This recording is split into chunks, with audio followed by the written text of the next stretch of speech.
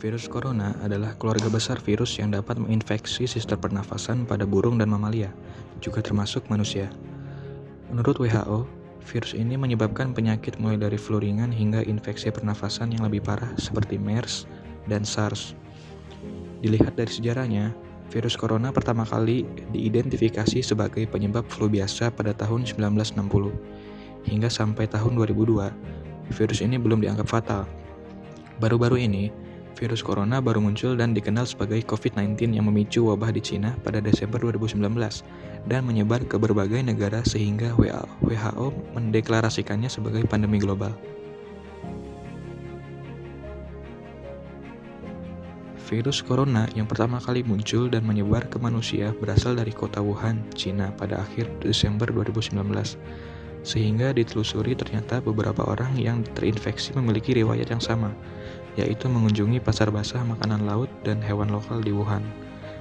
Dilansir dari The New York Times, pasar kemudian ditutup dan didesinfeksi, sehingga hampir tidak mungkin untuk menyelidiki hewan mana yang mungkin merupakan asal mula yang tepat. Kelelawar dianggap sebagai sumber yang memungkinkan, karena mereka telah berevolusi untuk hidup berdampingan dengan banyak virus, dan mereka ditemukan sebagai titik awal untuk SARS. Pada 30 Januari 2020, WHO mendeklarasikan COVID-19 sebagai pandemi global, serta tercatat adanya 170 kematian dan 7.711 kasus. 2 hari setelahnya, tercatat kasus-kasus baru di Rusia, Spanyol, Swedia, Inggris, Australia, Kanada, Jerman, Singapura, Uni Emirat Arab, dan Vietnam. Epicentrum pandemi COVID-19 kini berada di negara-negara Eropa dan Amerika. Sejumlah negara seperti Amerika Serikat, Spanyol, dan Italia sedang memasuki masa-masa puncak wabah COVID-19.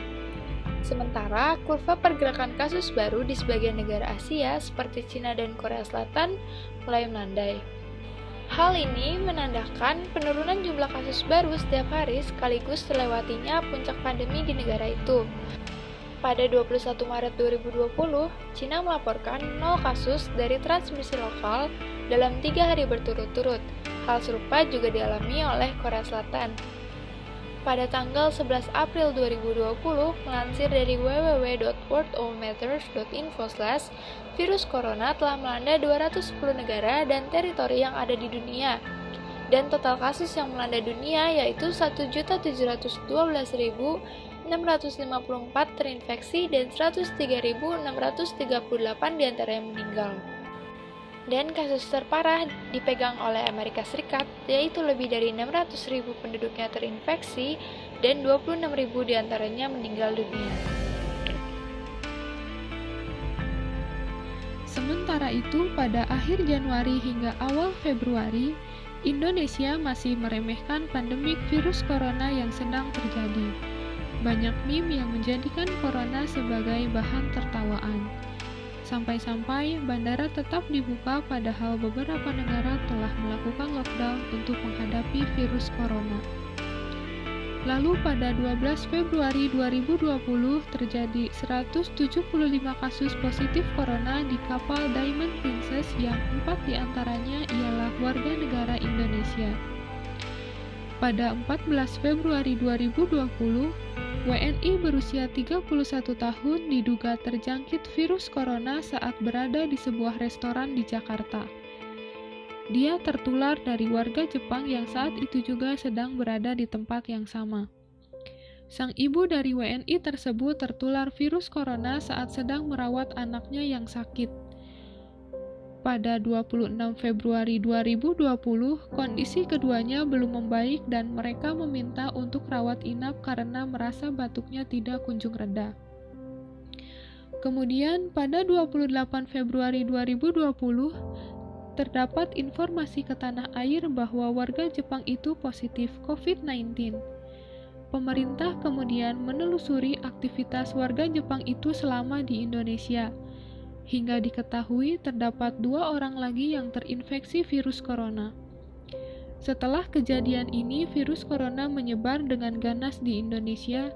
Hingga pada 12 April 2020 terdapat 4.241 kasus dan 373 diantaranya meninggal.